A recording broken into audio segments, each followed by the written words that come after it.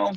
Absolutely. Welcome, everybody, to another QB Power Hour. We're very glad to have you joining us today for the weird, wacky, wild world of sales tax with Avalara. Say that 3 times fast.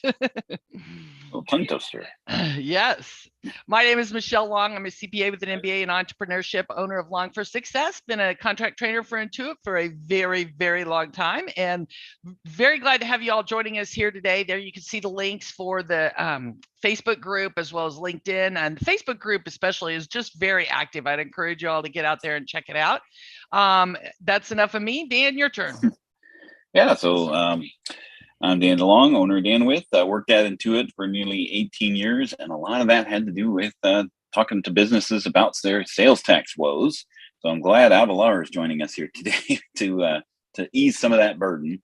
But co-hosting today, we also co-host the Workshop Wednesdays on schoolofbookkeeping.com. And Clayton, well, go ahead and introduce yourself. Yeah, my name's Clayton Goodyear, and I'm the guest today. And while Dan and Michelle, I would expect, spend some of their time talking about sales tax, I spend all of my time talking about sales tax. I lead a group called the Emerging Business Group at Avalara. I've been at it for the last 10 years with Avalara, and predominantly me and my team spend our times just trying to help small companies navigate the wild, wacky, not so wonderful world of indirect tax. So we you never throw the word wonderful in. I think I said non-wonderful. I caught myself. The unwonderful, wild, wacky world of tax. Gotcha. Well, thanks for joining us today. A little bit about the details about the QB Power Hour webinars. If you're just joining us, it's every other Tuesday at 12 Eastern. Not eligible for CPE yet. We are kind of working on that. Some of the things, topics that are coming up. Well, next time we'll be talking about desktop migration, doing a demo, and some best practices when you're converting a client from QuickBooks Desktop to QuickBooks Online. And then Alicia Katz-Pollock will be joining us in May to talk about what she's discovered about some of the niche nuances of convenience stores and gas stations. Which every time you drive by one today, you're looking at and shaking your fist at the price tag of gas. So they have some unique things about that type of industry. You know, something like the lottery. You know, how do they handle the lottery sales? So join us for that. We'll be talking with Bookkeep. We'll be coming in about managing multiple payment methods across multiple sales channels. So all of your Stripe and PayPal woes, we'll be talking about that, and then we'll do a deep dive into the practice ignition solution. So all the resources are available on qbpowerhour.com/resources. So we have the slides, the podcast, prior webinars. So take a look at that, and if you have any questions or looking for some resources there. Wanted to talk a little bit about some of the QB Power Hour website updates. So if you go onto our homepage, rather than having like a calendar like we did before, and you could see my personal calendar things, I decided to change that a little bit so that you only see QB Power Hour events. But you can add it to your Google Calendar directly from those events, so that if you see a topic on an upcoming event, you can add it right to your calendar as well. And we're looking forward to creating a QuickBooks Power Hour marketplace. Basically, what I've been seeing a lot on our Facebook group is sometimes people will slip in an advertisement for themselves. So rather than have it clog it up on the Facebook group, we want to make a searchable directory so where people can kind of put their own classifieds on the QB Power Hour. So if you have a niche nuance of gas stations and convenience stores and you need help with that, you can maybe reach out and partner and work with that type of individual right there on the listing. So look for those coming out pretty soon. A couple of the housekeepings, of course, as we talk about sales tax today.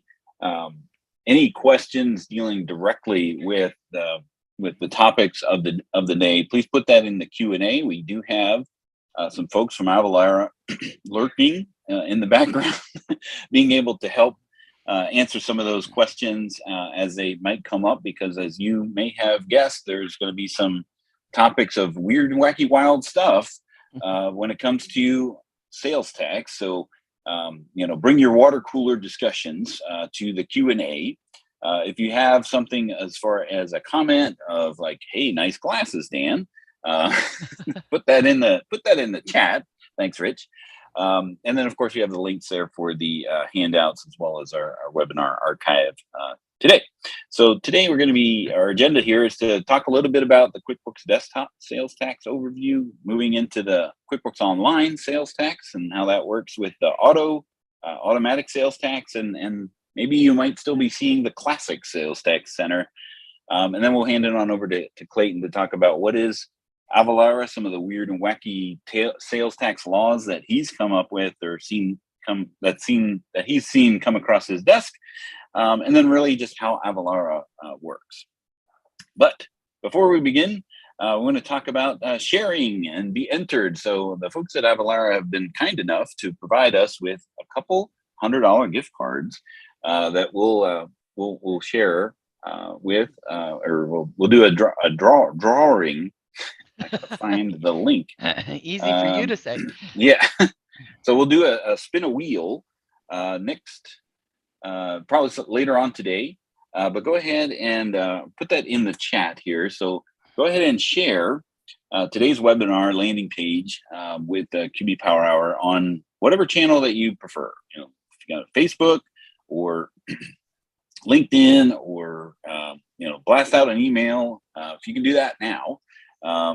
You'll be entered, put in the Q&A where you shared it to, and then that will enter you into a prize wheel where we'll spin a couple times later on today and award $200 Visa gift cards. These are not Amazon, so you don't have to spend it in a certain place. You can put it wherever you like. And while you're doing that, we'll also launch our first poll. So what versions of QuickBooks do you support for your clients? Now, Michelle, you had a good story about sales tax with regards to like why you don't do it, right? Oh, yes, absolutely. This is why I recommend people contact Avalara. Well, it's just, everything is so complex and so complicated. And if we go in and set it up, and you're going to see it's so much easier than it used to be, especially with the auto sales tax and QBO and things like that. The problem is if it's set up incorrectly, who's liable when the state comes and does an audit and realize that they didn't collect sales taxes like they were supposed to, and now they owe $100,000 back taxes? Who are they going to turn to? Us as the accounting professional, because we didn't set it up correctly.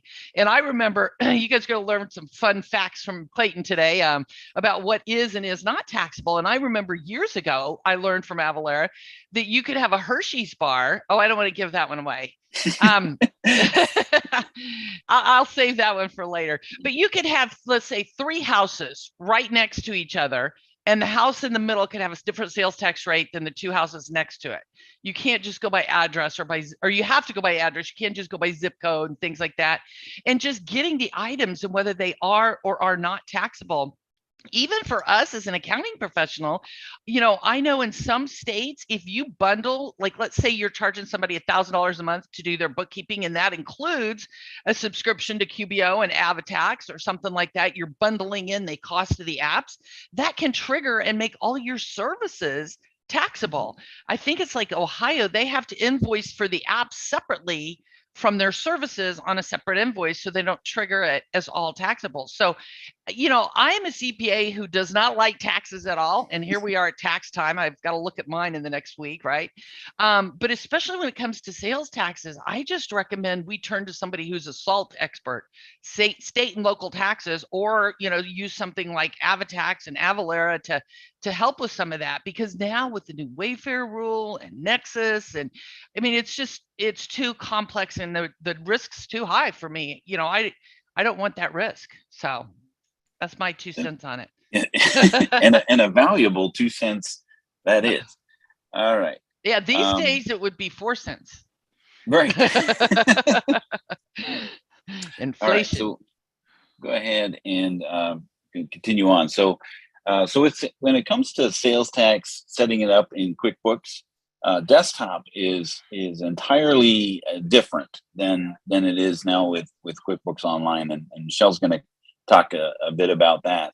But with sales tax in Desktop, there's a item-based calculation can be used for most instances, but some of these things that Clayton's going to mention might not be able to be supported the way that you set up these things inside a desktop.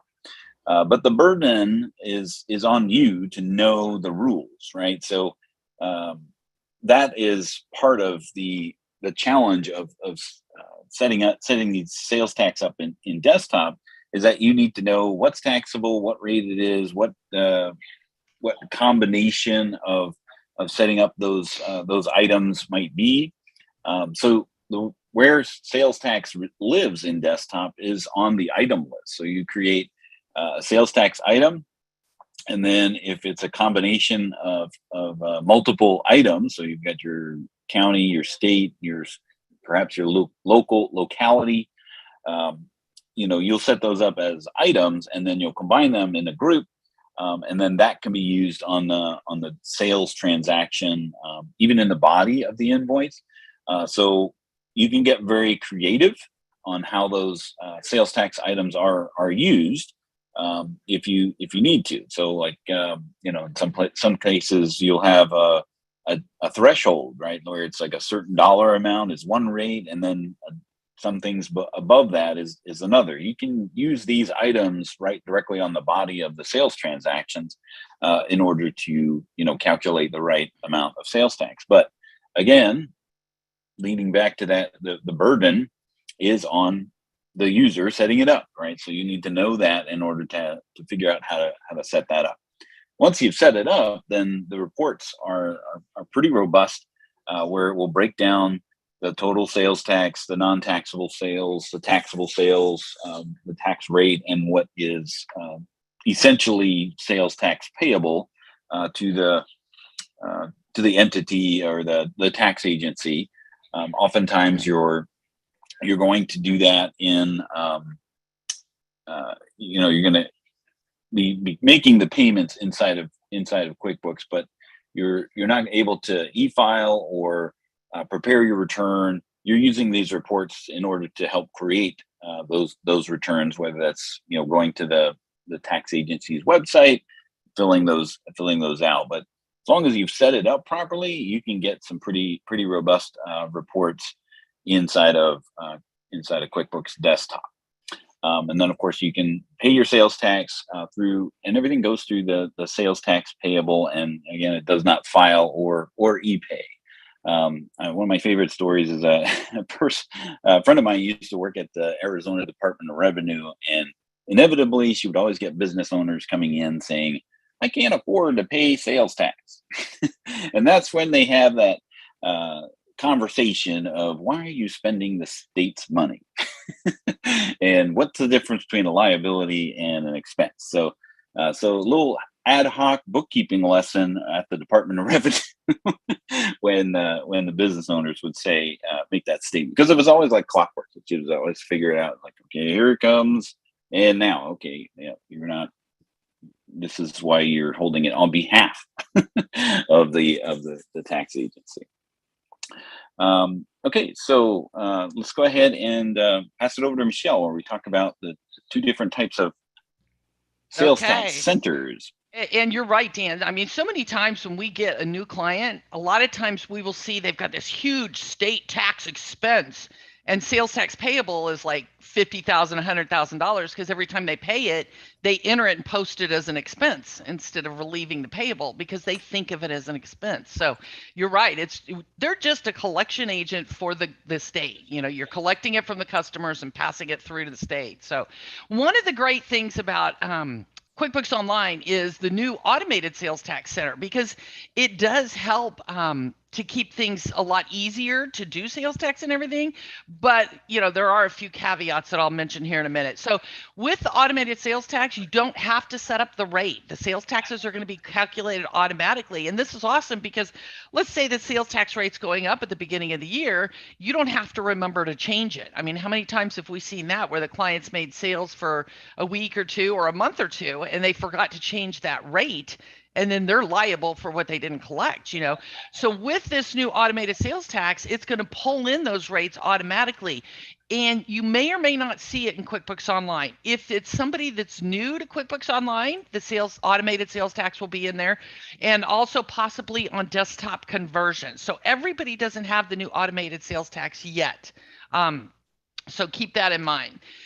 There is still the option that you can use the manual sales tax in QBO. You don't have to use the automated one.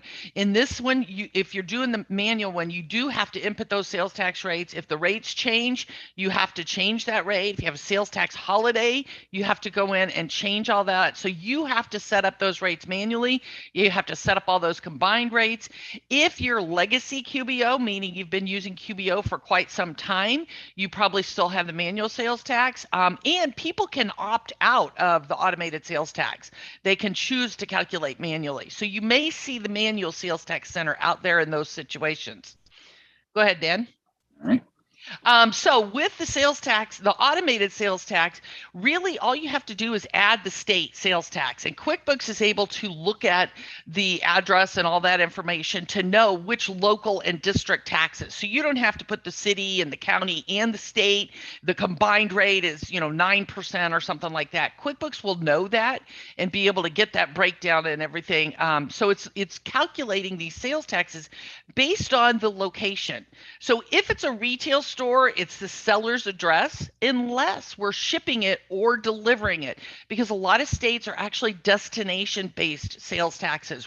If you ship it somewhere, the sales took place where it's shipped to, or if you're delivering it, the sale took place where it was delivered. And so those are some things to keep in mind on the location, especially now. And I know we had Avalara on, I don't know, a year or two ago talking about the Wayfair ruling, where if a company sells a certain amount in a certain state, that could trigger Nexus for them. So if they're shipping, especially now with all these online sales, if they're shipping and have sales over a certain dollar amount in a certain state, that could trigger sales tax for them. So you really have to pay attention to a lot more than just where is the physical business located. What is the product or service? And you're going to hear some wacky things from Clayton in just a minute on what is and is not taxable. And that's what gives me, that's what makes me nervous, because I don't know all those details and I know I'm going to get something wrong in the setup of it. But sales tax calculated on what is the product or service that you're actually selling, and then also the customer. As you know, some customers are non-taxable, and you need to set that up, as well as get their exemption number if they are non-taxable. Go ahead, Dan. And, as we're going through this, I just want to mention as well that in the advanced training, there's a whole module that talks about the new automated sales tax in QBO, an hour long. So I'm just highlighting some of the things here. But here's where, based on the product or service, you need to go in and say what applies here. And that's where you have to know what exactly is it that they're selling and be able to choose that. So under, what kind of software or technical support are they saying? Look at all the options over here. Under, you can't just say, oh, we sell software services. There's a lot of options. Is it mandatory? Is it optional? Is it software technical support? I mean, there's just all these details where you have to indicate, is this product or service taxable or not? And if you get it wrong, the liability is on you if you're doing the setup. And that's what scares me. And, I like to have an expert to do that kind of stuff, because I am not a sales tax expert. Go ahead, Dan. And also it's calculating based on the dates. As I mentioned, it's going to track rate changes, and it will recognize sales tax holidays. And I love this. A lot of you, if you're in a state where they have, let's say, the back to school sales tax holiday, For these 3 days, clothes or school supplies or electronics below a certain dollar amount, they're non-taxable for these 3 days, and then it goes back. Well, if you're doing manual sales tax, you have to go in and adjust all that for this 3-day sales tax holiday and adjust it back. With QBO, it's pretty much automated. There is a little bit of setup, but it is a lot nicer in that respect to have that automation available to us. Yeah, I wanted to point out here, this screenshot here on this slide is pulled from an Intuit or QuickBooks email about the sales tax changes for April. If you got that email, it was a long email. I mean, that was the thing, and this is just one section in Connecticut. Like if you look at this, it says QuickBooks will hold Connecticut will hold a sales tax holiday from Sunday, April 10th to Saturday, August 16th for the sale or purchase of clothing or footwear less than $100 per item. So, and then there's a but, right? Like in order for it to work, you have to make sure that every item that might qualify for that has those sales tax categories assigned to it. So it's kind of like a double-edged sword, right? Yes, it will automatically calculate that, but again, the burden is on you to make sure that it's set up properly in order to calculate it that way. So that's why I put the asterisk there. Some setup is still required, even though automatic doesn't include that's not completely automatic. Right. Well, and that's a really long sales tax holiday from April to August. Usually it's, just in August, back to school time. But here's some great articles. If it's a Friday night and you can't sleep, get some popcorn, have a drink, and go read about sales taxes. These are just some interesting resource articles that you can check out. But I always recommend Avalara. Avalara's blog and resources that they have, like Clayton was saying, they live and breathe sales tax every day. So, their website and resources that they have available are great. So let's go ahead and launch our second poll, which is what type of sales tax services do you provide for your clients? So maybe it's research and setup or payment remittance, sales tax filing, or if you're like Michelle, I don't. Sales tax scares me. It does. I just realized how much I don't know. Clayton's hopefully going to awaken your eyes here, get you to wake up to some of these things that you don't know as well. Right, Clayton? Well, I am, but hopefully not, sort of that awakening that's like, ooh, I have $100,000 in liability that maybe I haven't remitted through to the state yet, because, for every time I do hear the story of, well, I sold a $100 item, I charged 10 in tax, I collected 110, and then I spent 110, to reinvest in my product. Whoops. Every once in a while, we'll get the call that says, hey, I just so happen to realize that I've been doing the collecting part. It's just the registration and remitting part that escaped me. And I have some money that I don't believe is mine. And that's, a similar tricky conversation. So I'm going to go ahead. I go ahead and I went and stopped sharing our presentation so we can pass it on over to you. Perfect. Yeah, and I think I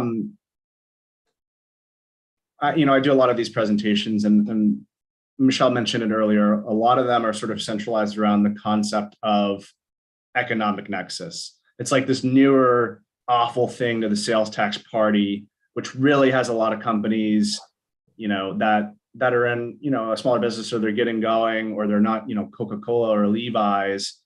It's caused some challenges that maybe at one point didn't exist for them. So we're not going to talk a ton about it because we typically do. But what I will hop into, we're just going to kind of do some, I love this one, weird, wacky, wild, not so wonderful, as Dan had pointed out, world of sales tax. And we're just going to talk quickly a bit about, who Avalara is. I'm not going to give you the 1,000,000-point slide, of all the things we do, but effectively we're a software company, and we're just a group of people that help, all companies of all sorts and sizes try to automate and navigate sales tax. And when we say sales tax, we've touched on a lot of parts of it. Sales tax in a lot of people's minds is synonymous with calculation, but it's also registration and remittance and filing and payment and ensuring that I'm doing it and it's done and set up correctly. Because and a lot of the times if the input is no good, the output's going to be no good. But we've been around for a while, and we do help companies just try to navigate this beast from end to end. We always have this slide, and it typically goes second. And I think what is fundamental, I've been with Avalara, this is my 10th year, and there's been a real paradigm shift. Whereas 7-8 years ago, this was a Coca-Cola problem. This was a Levi's problem. This was a mid-market plus, enterprise. I'm a very well-established business, and therefore tax is a pain for me. And look, the rise of e-commerce, kind of the rise of technology, the ability to sell products, services, et cetera, to different people in different places, it really has brought about a set of laws that make this an every business problem. And no longer can I be, an e-commerce seller and I have my warehouse here and I'm shipping stuff out. I'm only located in my one state, and therefore that's the state that I have to think about. That world just doesn't exist anymore. So more so, this is becoming a problem that, if it's a company or an advisor needs to be at least aware of, to try to make sure that you don't have that aha moment where I have too much money, I don't have enough money, or I've just been doing this wrong. Yeah, I think that's a big, over the last, 2 years, that has really shed kind of light on what's really happening, because, there's a difference between, physical presence versus, economic presence. We've had a conversation, with our tax preparer, like, well, one of you is in California, one of you is in South Carolina, and one of you is all over the place, right? Do you have sales in those locations, right? Like, you got to at least to be in compliance when it comes to that sort of thing. When you have a virtual business, but you're physically located somewhere. No, yeah, spot on, Dan. And once upon a time, the checklist was physical, right? Do I have people, property? Am I going? And that concept, while it had a myriad of different flavors of the law and caveats and what ifs, and this state does this and that state does that, which is the only consistency in sales tax policy. But now you had, a whole host of other sort of, how much do I sell into different states? There are a lot of laws that were aimed, at least in the public eye, about e-commerce, but they're really not e-commerce laws. Like, they impact everyone that sells services, software, across state lines and across borders. So, and that's kind of the first check mark, right? As we talk about just the different components that make up this wild, crazy problem, it's Nexus. It's like, okay, where do I actually even need to be compliant? It's physical, it's economic, it's how do I operate? How do I think about my inventory strategy? Oh, wait a minute, I also have to think about tax, like inventory. That's something that's interesting to me. Like, I like that. I'm going to come up with a cool new way, or leverage something to deliver something in a way that makes my customers happy. Well, unfortunately, inventory is one thing that can trigger responsibility to register and start complying with local tax laws. And then, we touched a lot about it. Where do I need to be compliant? All right, is what I even sell taxable? And that's such a good, that Connecticut sales tax holiday is such a good representation of the complexity. You had a date, it's 6 days out of the year. The other 300 plus, don't worry about it. You had a specific thing, it's clothing. Is it belt clothing or shoes clothing? Like, okay, well, there's a little bit of complexity there. And you also had a threshold. All right, hey, if it's $110, forget about it. But if it's 98, super important. Because the other component to it is a lot more of these consumers are maybe going and buying clothing on April 13th. Like maybe they know that that sales tax holiday is there. So on the flip side of compliance, you have customer. And if you're overcharging or you're charging tax during a tax holiday, is Connecticut gonna, gripe too much? Well, probably not, as long as you pay them their money. But the customer may call you back and say, why are you charging me tax? Like, I'm specifically buying today because it's my back to school holiday. This is when I buy my clothing for my kid for the year. So I thought it was a really good example of the sort of layer of complexity. We'll talk about some funny ones that maybe make a little bit less sense, but that'll be coming in a minute. Michelle touched on jurisdictional assignment, what side of the street, how do I get state, county, city, local correct? And then you add the other layer of taxability complexion, which is who am I selling it to? Am I selling it to, a charity, a nonprofit, government, someone that's going to be reselling? There's a myriad, in the construction, there's a bunch of different reasons why the person that you're selling it to may cause a $0 tax to be applied to that invoice. And another great example, like if you did everything perfectly and you mess up the tax return, or you don't file a tax return, or you do it in a way that isn't a perfect aggregation of everything that happened until that point, well then what did we spend all the time, energy, and money doing it for? Because you're going to get some questions, maybe you get audited, or you sit in one of the worst case scenarios where I have a bunch of money or I don't have any money at all. And so that's kind of the challenge across. And I have a couple of slides that I'll kind of blast through because I don't think that this costs companies money. And I'll point out a couple of things because I always think it's kind of, you throw out a big number and 63 to hundreds of thousands of dollars, maybe not for a smaller business or a business that's getting going. But what I point out, is that bottom left hand where, and Michelle touched on it, Dan touched on it, like, these are smart people, these are accounting professionals.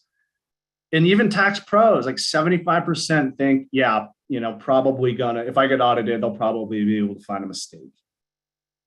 And those are the professionals. And so you have this, like, it's intrinsically complex. As you go and you think about new ways to do business, or your business is growing, it becomes more complex. It changes a bunch. There is a real cost to being out of compliance. And even the people that this is their job think, yeah, I probably made a mistake. Kind of speaks to how hard this is for companies to navigate. So this is an exercise in not burying the lead, I suppose, and whoever put together this deck. Sales tax audits are not fun. Who would have thought? If I can convince you of one thing in this entire presentation, let it be this slide. Because I think we could probably all agree about that. But look, when you do something, there are some hysterical stories. Well, not hysterical, but like the way that companies get audited, which is a question I get quite a bit.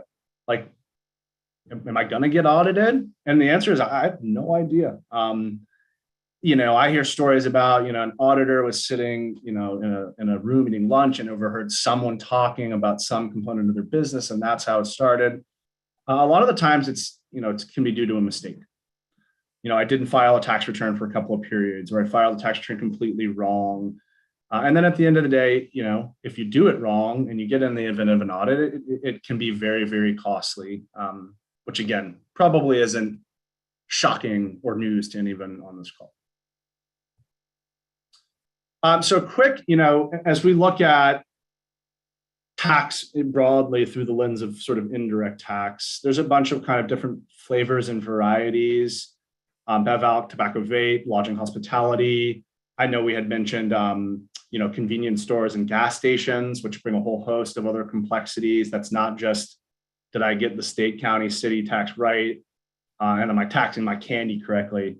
Thank you for not stealing my thunder, Michelle, earlier. I love it. Because that's on the slide. Don't worry about that. But, these other, like lodging tax is just incredibly complicated. And so there's a bunch of different industries which have an additive layer. We won't go into it in too much depth, but we have some solutions for companies that are in one of these categories as well. All right. now to the slides that everybody came for, which is to learn some funny stuff about sales tax that's not quite as serious about audits or what have you. And then we're going to go through a series of can you guesses and all real life examples that, I guess the takeaway here is, what? Like, how could it be so complex? Like, how could one state say, okay, this instance here and that instance there? Well, I don't expect, I don't know, maybe you got a convenience store here and you sell these four products. But there are a lot of very more sort of, examples that span over more typical industries. So New York taxes, some powdered beverages, but one of these is exempt. What's it going to be? We've got a little drum roll. I'll do on my desk. And the answer is Tang, and not just because Avalara typically wears orange, and we did a little lobbying out there for Tang to be non-taxable. But if you're selling Tang out there, don't worry. Tang is on the exempt list, unlike its counterparts over in the Kool-Aid, Country Time, and Crystal Light categories. Why is that? I mean, what is it about Tang that it causes it? Again, the takeaway there is what? But what is it about Tang that makes it? You know what? I'll answer that as we go in the next couple, because there's a couple of similarities in sort of the food. You're going to ask the same question about this one. I actually don't. This is the one that I don't know the answer as to the why, because this to me is almost the most perplexing, because it seems just contrarian. It seems to be the opposite of what you'd think. So Oregon is a nomad state. Nomad state there's 5 states that do not impose sales tax like the rest. So Oregon is one of the 5 states that actually doesn't have a sales tax, except for one of the following products. And I would have gotten this one wrong 3 times before I got it right. Because the thing that they tax is sales on bicycles, which again, to me, while you have other states out there making purposeful efforts to reduce and create tax exemptions to, encourage alternative modes of transportation, which, in Rhode Island, I understand that. Bicycles is one of the things that there is a tax imposed in Oregon. And I don't know, maybe Oregon just sells so many bicycles that they say, hey, we're gonna tax some bikes this year. So I actually don't. I'm gonna chase the answer to this one down because I do not know, but I was very surprised. Yeah, that's it's definitely the paradox of of sales tax. Especially progressive state that wants to do these things, and then taxing the bicycles. I think they also have a registration for bicycles as well, where you have to register your bicycle. It's this weird kind of inherent conflict. And I don't, I'm not the foremost authority on, tax policy at all, but you think that on one end, like a lot of states' budgets are heavily reliant on tax dollars, and at the other end, it's like you'd think a state like Oregon would want to encourage people to ride bikes. And David in the chat brings up a valid point that the state gets tax on gas for the other types of transportation, but nothing on bikes. So maybe that's the thought behind it. Yeah, absolutely true. The puzzling thing though is that they don't have a sales tax, so they carve out this exception. So while they do have excise tax on fuel, it's almost as if like you buy a coffee cup, no tax, but you buy a bicycle, yes tax. So I don't know. So this one will introduce. It's another sort of transportation tax, and you can probably guess as well because you're looking at the motor vehicles, but the hot air balloon is a tax-free ride, whereas the other ones are, you will be charged tax. As long as you're not tied down. Michelle and I were talking about that. I was like, how many cruises are there in Kansas? But that's a good question. Yeah. That I don't know. My guess would be Missouri River is not that wide. Yeah, well, you The get the Missouri really River is small, nowhere near Kansas. you get the very small cruise ship with, with the oars going on, something to that effect. But I think the Viking river interesting, cruise, right? I'll cop to the fact that I haven't talked to many people that are calling in saying, "Hey, I'm in Kansas and I'm taking a cruise. I'm wondering about the taxability of that service." So yeah, you got me there. So this is an interesting one though, because this goes into like you have this like sort of surface level or high level view on sales tax, and as you get into the details, Michelle brought up software. It's a great one. It's the gift basket scenario. Okay, I got a fruit and I got a bunch of food in a gift basket that's non-taxable. But if I put my mug in there and I charge for the gift basket as a whole, all of a sudden everything becomes taxable. So this one, seems to be that if you're tied down, maybe the taxability differs than if you're flying, in the air in a hot air balloon. So once again, so here is the one, and this answers, I think, a little bit to the question that was posed on the Tang thing. And this one, unlike the Kansas cruise scenario, I have talked to tons of companies that have faced this, and most notably recently, a gentleman up in I think Chicago or suburb of Chicago, and he just had an auditor. The auditor was going around and auditing all the convenience stores and just picking out different candies that they know are either taxable or non-taxable in the state. And that's because in a lot of states, not all candy bars are created equal. And that's because if they include flour, they're considered a food, not a candy. In a lot of states, they tax candy, but they don't tax food, or food is taxed at a reduced rate. So you have all these, we used to have a slide and it was Milky Way versus Milky Way Midnight, which is like taxed differently in a state because Milky Way Midnight had flour in it. This is one where I have heard it quite a bit, where it just auditor comes into a convenience store. They say, "Hey, I want to see, to see your sales," and they're looking for sales of, Twizzlers versus Snickers with peanuts.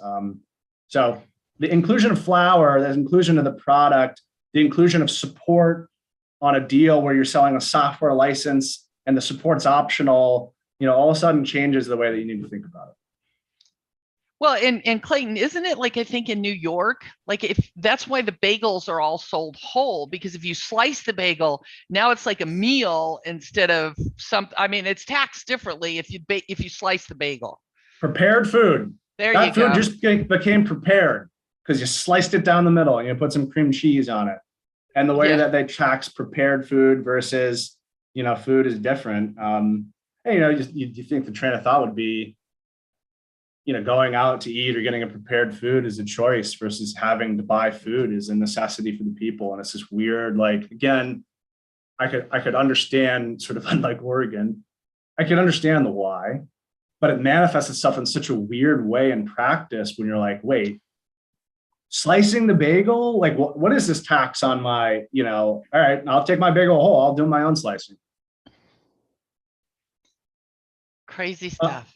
Yeah, and this is a good one, and I think we just got. I was interested in this one because it'll definitely serve up as I'm a nomad, but not in the nomad states. But this will definitely this perked my interest. Yeah, I got to update my bio because I just moved from Seattle to the great state of Maine. And so I'm kind of keenly watching the snow leave and maybe be able to get outside, which I love to do.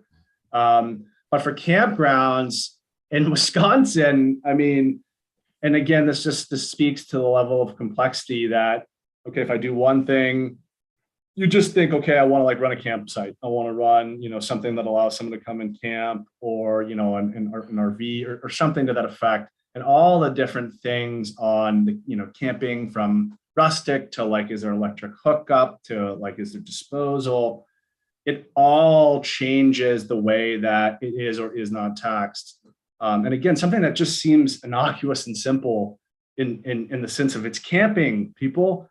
Nope, camping is not exempt, so to speak. It is crazy complicated in Wisconsin as well.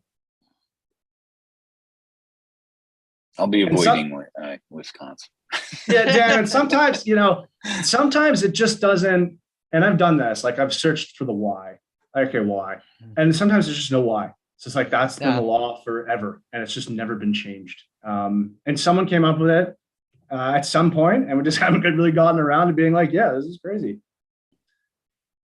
And I think this is the last one, because I want to be a little bit mindful of time if we have some questions.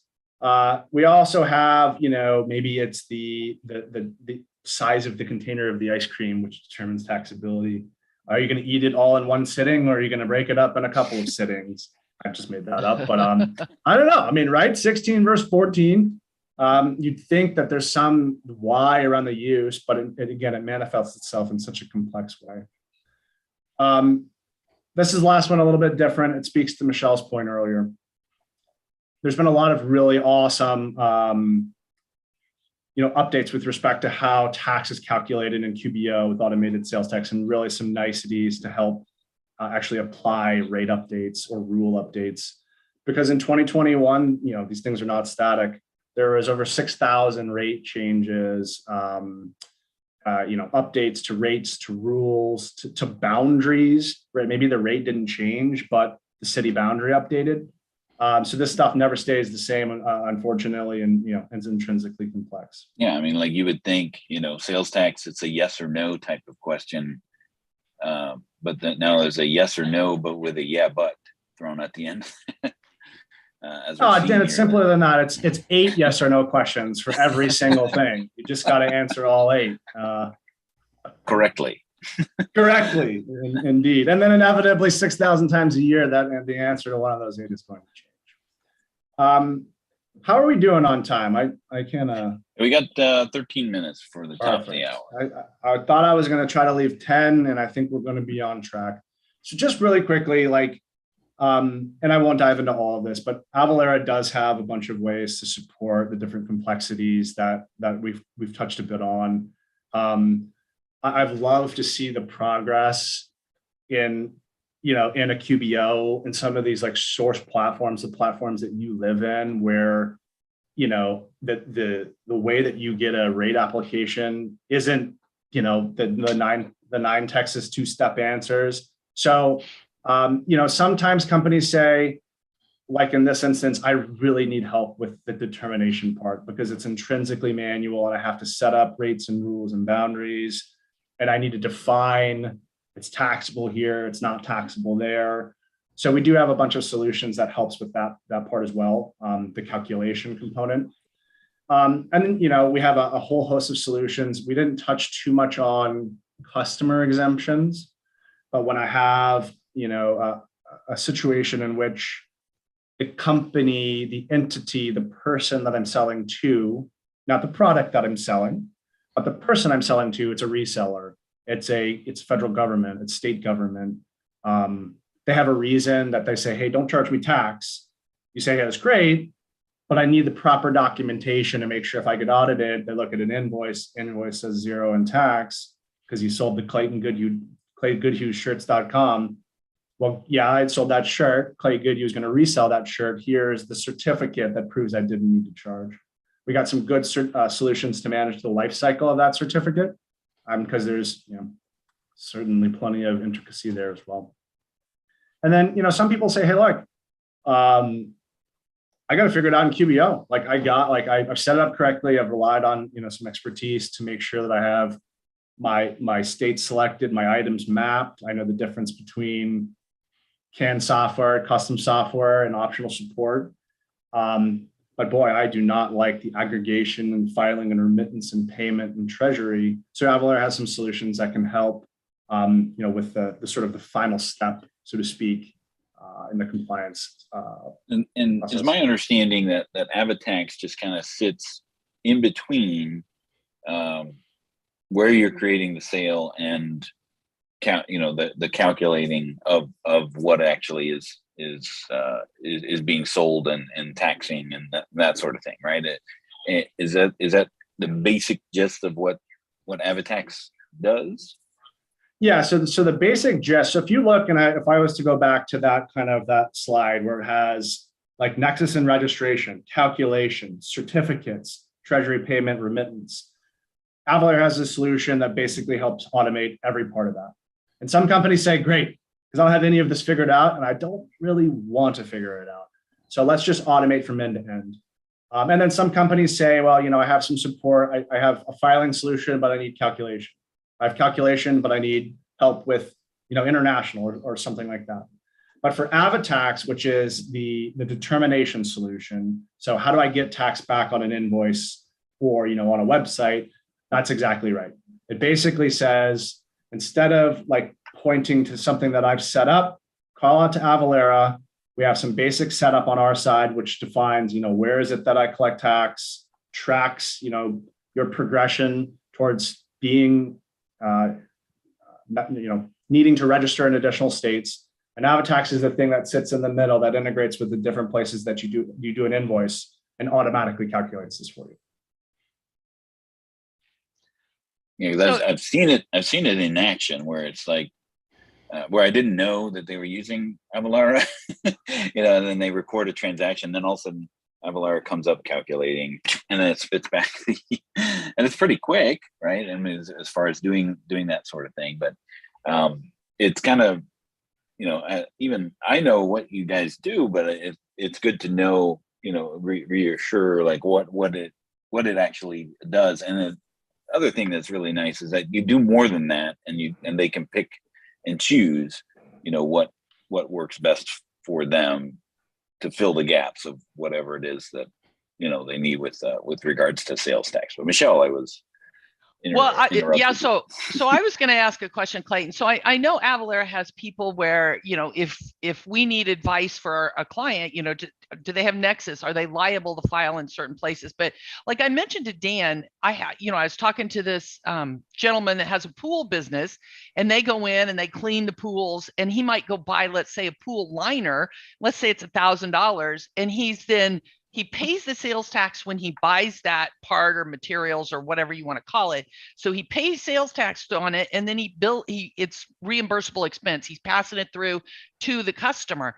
And I was telling Dan, I don't know if that's okay. I don't know if he's supposed to buy it as a reseller and then charge sales tax to the customer. I mean, taxes are being paid and collected, but is it his responsibility? Is that something that you all can help us with? In addition to this product is taxable or not, is this client liable for taxes or not? Sales, to collect and remit them. Can you all help us with those kinds of client questions? Yeah, the short answer is yes. The longer answer is maybe. Just like we'll just pencil that answer in for basically every question you could probably ever ask me.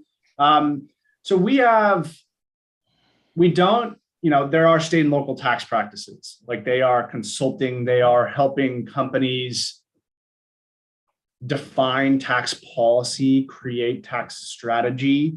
We don't do that. But for a lot of the kind of questions, if it's just someone to talk it through, or if we have a bunch of tools that, I was reading an interview with our CFO, and the way he says it's like the Google for tax answers.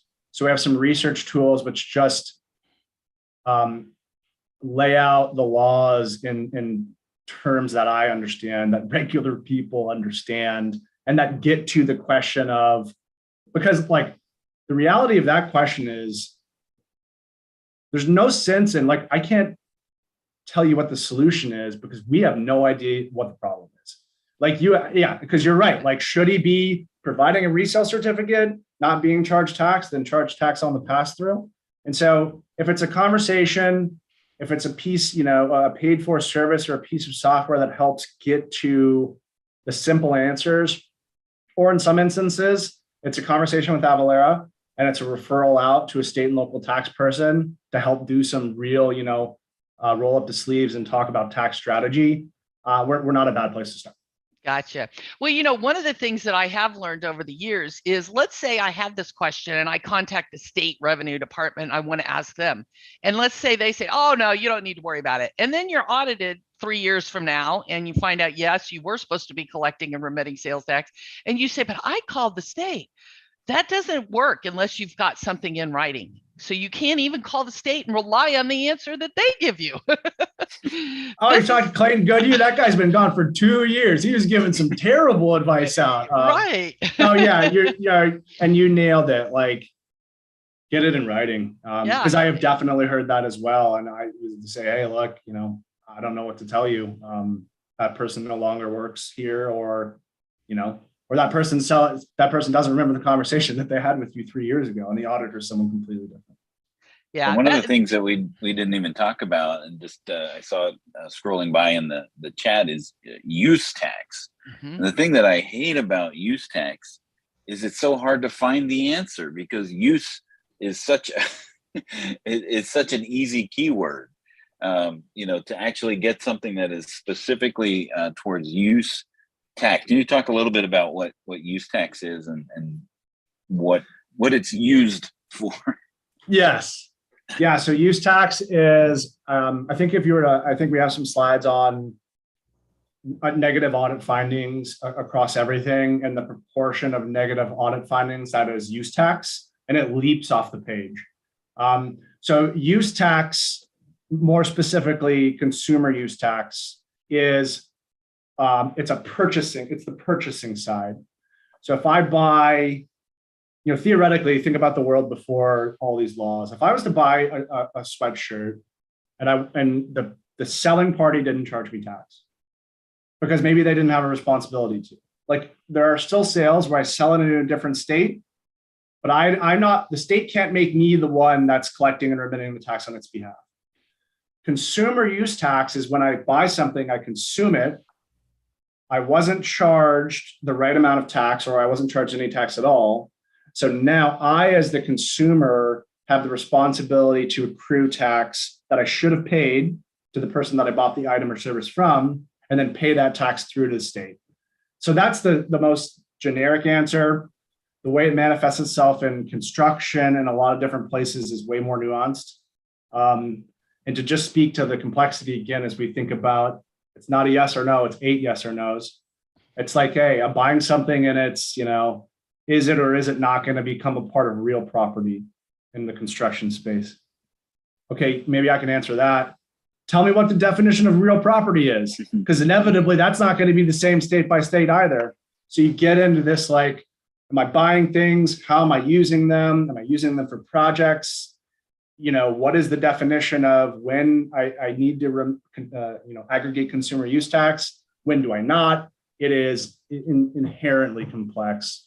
A lot of the times when we talk about helping a company with use tax, it's the research piece, it's the understanding, it's how does this company treat real, or the state real property versus this other one. So super complex, Dan, and definitely something we can chat about.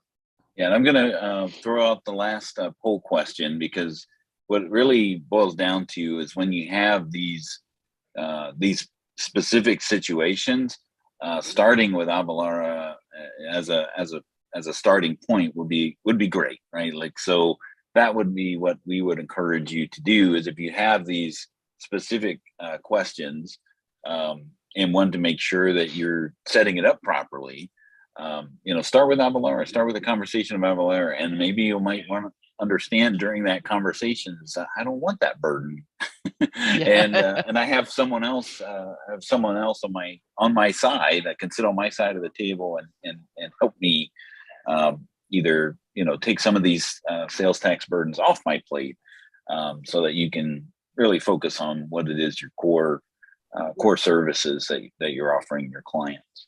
And I saw that Jamie put her email address in one of the questions out there, and I know it's also on this last slide here, and that's where I just encourage you. I mean, one of the things about being a professional is knowing when you don't know everything, knowing when to turn to other experts. And, like Dan just said, this is an area I'm not going to waste my time trying to figure it out, because, it's too complex and it's just not my area that I want to specialize in. And so I do contact Avalara and recommend Navitax for a lot of these clients, just to avoid the liability myself as well.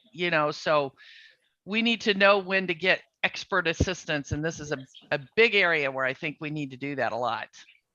And real quick, you know what the other outcome is of calling someone at Avalara or, listening to me or tuning in? You may say, hey, I'm in Oregon. I'm not selling bicycles. I'm selling coffee cups and I haven't triggered Nexus anywhere else. Cool. I can sleep this Friday night. I'll have to read one of those sales tax white papers, right? So, there are plenty of times when, the effort of education says, okay, like think about this, or I got to go do that, or I have a problem. And sometimes it's just like you did the due diligence to realize that at this point, maybe you are in an industry or you sell in a way that this is, a problem that you keep a pulse on in the future. And doing it that way, that's a much easier conversation than, hey, I spent all the tax money that I collected. Wish I would have chatted about this earlier. Right. All right. So we're at the top of the hour. So Clayton, I appreciate you joining us today, especially on short notice. For those of you who don't know, we actually have another speaker from from Avalara scheduled to join us who came down with something. So Clayton so graciously came in, pinch hit for him, and did a fantastic job explaining some of these weird, wacky, wild sales tax nuances. And not so wonderful. Not so wonderful. I add that to the titular slide. All right, Dan and Michelle, thank you for having me. It's I love this format. It feels conversational, which sometimes it's hard to do on these. So thanks everybody for tuning in, and thanks to you too. Well, you did a wonderful job. Thank you, and Jamie and Dan, thank you as well. All right, we'll see you next time on the QB Power Hour, where we talk about data migration from desktop to online, best practices, and a demo. And don't forget to share and watch for the lucky winners later today. Exactly. And I do like Dan's glasses. I agree with that comment from earlier.